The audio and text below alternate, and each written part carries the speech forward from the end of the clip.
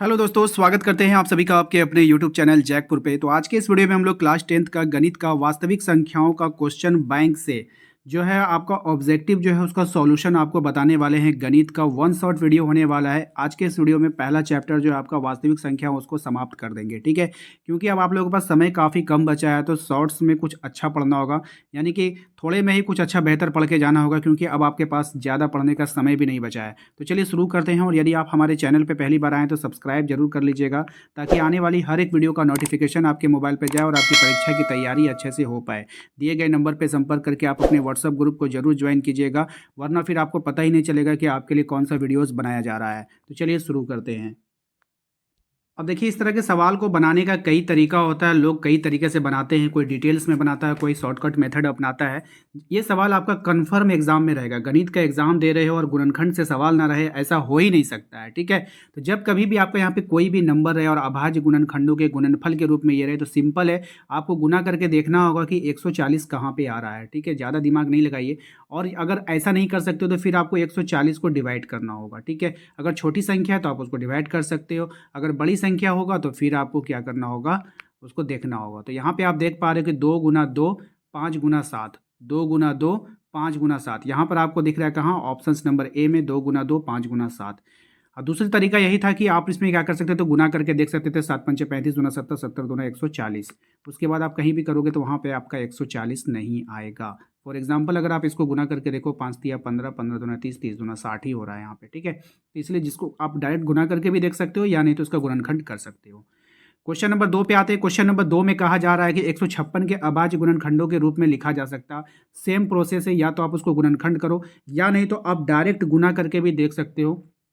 तो हम डायरेक्ट गुना करके देखते हैं क्या आता है। 13 × 3 = 39, ठीक है। एक तरफ आ गया हमारा 39, 13 × 3 = 39 और 2 दूना 4। अगर हम इसको 4 से गुना करें तो 4 चौके 16, 4 चौके 16, 6 एक बचा, 4 तिया 12 और 1 13, ठीक है। 13 × 3 = 39 हुआ ना, सॉरी 39 होगा यहाँ पे। हमने 9 चौके 36 का 6, 5 बचा, और 4 तिया 12, 5 9 चौके 36 का 6, हाथ में बचेगा 3 ना, 3 बचेगा, और 4 तिया 12 और 3 कितना हो जाएगा, 15, यानी कि 156। तो इससे हमारा आ रहा है ऑप्शन सी से, तो ऑप्शन सी हमारा यहाँ पे राइट आंसर हो जाएगा, ठीक है।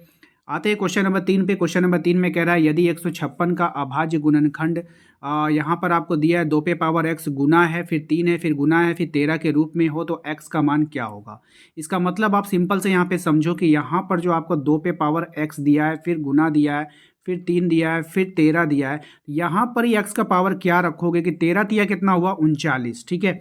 यहाँ पर आप x पे पावर क्या रखोगे कि वो एक संख्या बन जाएगा। मान के चलो 2 पे पावर 1 रखेंगे तो 2 होगा, लेकिन 2 पे पावर 2 रख देंगे तो 4 हो जाएगा। और वो 4 को फिर आपको 39 से गुना करके देखना होगा 156 आ रहा है कि नहीं, ठीक है। तो यहाँ पर जो इसका राइट आंसर होने वाला है ये ऑप्शन डी होगा। हम x की जगह पे क्या पुटअप करने वाले हैं, 2। तो जब x पे पावर आप 2 रखोगे, यहाँ पे ध्यान से समझना है आपको, जब आप यहाँ पे x पे पावर 2 रखोगे तो 2 पे पावर 2 रखने का मतलब क्या हो जाएगा, 4।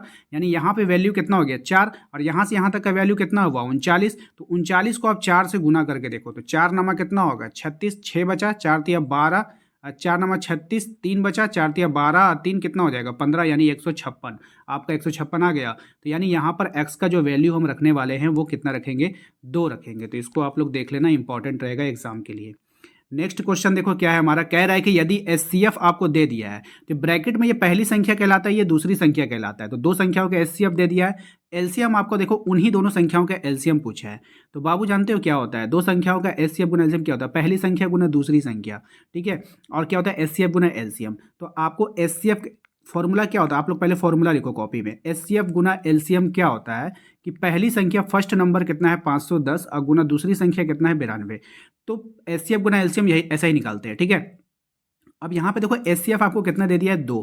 तो यहाँ पे 2 रखो, गुना एलसीएम हो जाएगा। अब बराबर हो जाएगा 510 गुना 92।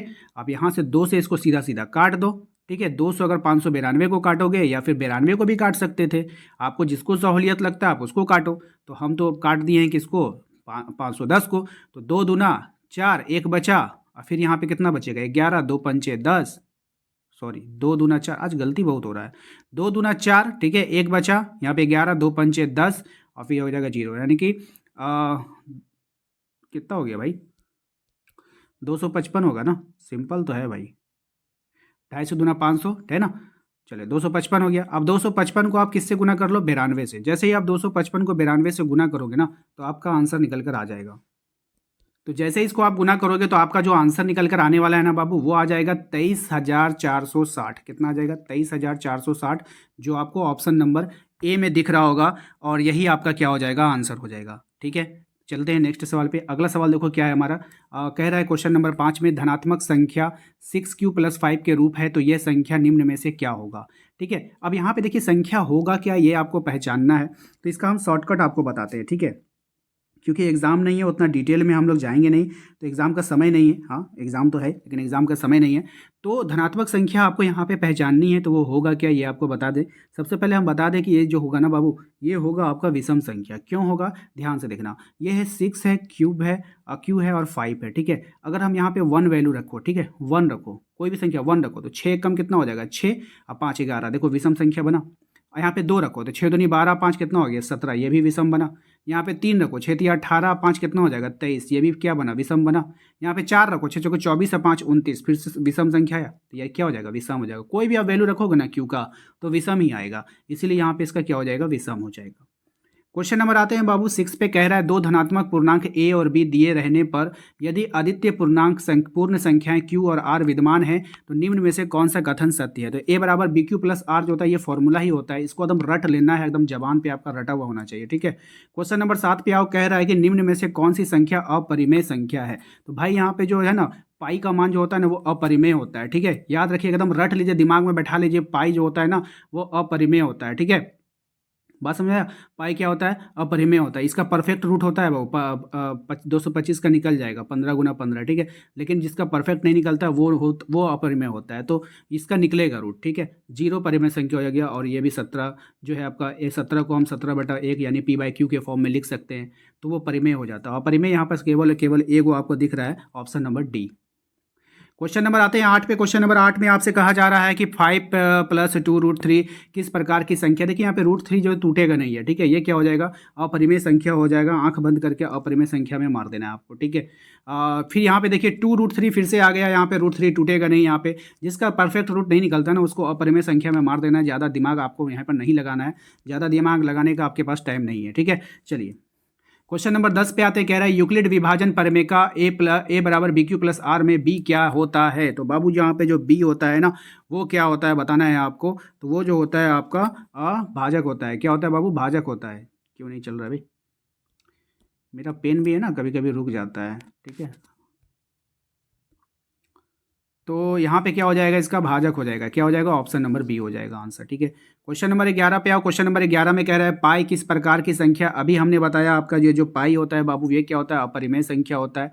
ठीक है, एकदम रट लेना, इसमें कोई किंतु परंतु करना ही नहीं है आपको। ठीक है ना, चलिए आते हैं क्वेश्चन नंबर 12 पे। लास्ट क्वेश्चन है, उसके बाद आपका जो मोस्ट इंपॉर्टेंट सवाल था इस चैप्टर का ऑब्जेक्टिव में, वो कंप्लीट हो जाएगा। एचसीएफ दे दिया है कि अगर किसी का एचसीएफ ए और बी का जो एचसीएफ गुना एलसीएम, देखिए एचसीएफ गुना एलसीएम कर दिया है। ठीक है, उसके बाद है यहाँ पे ए गुना बी। यहाँ पे सुनिए भाई, ये दो संख्याएं हैं, एक संख्या ए है और एक संख्या बी है। अभी हमने आपको एक फॉर्मूला बताया था कि दो संख्याओं का जो एचसीएफ गुना एलसीएम बराबर होता है दोनों संख्याओं का गुणनफल होता है ना। तो ए को ए दे दिया, तो यहाँ पे क्या होगा? बी होगा ना, दोनों नंबर का गुणनफल होगा ना। तो यहाँ पे क्या हो जाएगा? ए गुना क्या हो जाएगा? बी हो जाएगा। ए गुना क्या हो जाएगा? बी हो जाएगा। ऑप्शन नंबर ए हो जाएगा राइट आंसर।